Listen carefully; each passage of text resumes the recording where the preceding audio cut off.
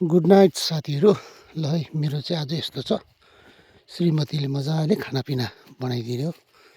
खाना खाइसकेर चाहिँ श्रीमतीलाई यो भाँडा धुने काम चाहिँ म सघाउँदैछु। पानी एकदमै चिसो छ, श्रीमतीलाई सर्दी पनि लागिरहेछ र यति बेला चाहिँ मैले यो भाँडा धोइदिनु चाहिँ एकदमै उचित लाग्यो।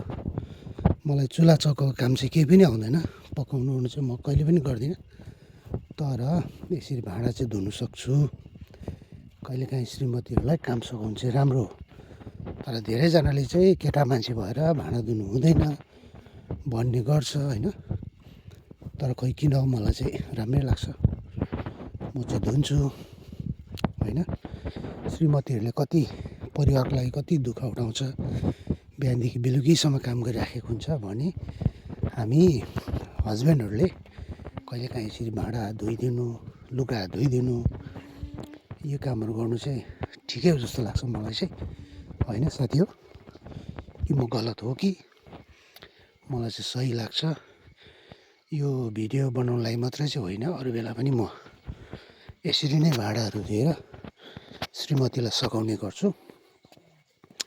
सन्चो हुँदा त श्रीमतीले सबै काम आफै गर्नुहुन्छ होइन, तर उनीहरू बिसन्चो भएको बेला चाहिँ हामीले सघाउनु चाहिँ राम्रो हो जस्तो चाहिँ लाग्छ मलाई।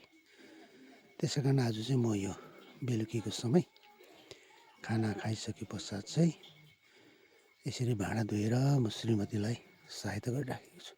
श्रीमतीलाई सहायता गरेको त के भन्नु, यो त सबैको जिम्मेवारी हो होइन है।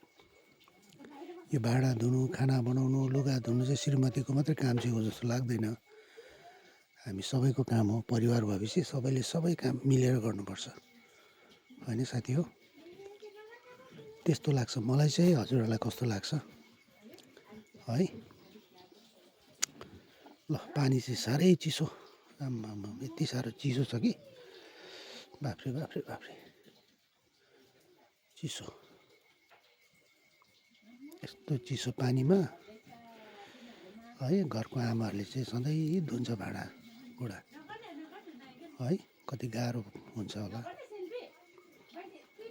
होइन। मलाई चाहिँ खुसी लाग्छ यसरी सहायता पुऱ्याउँदाखेरि है साथी हो।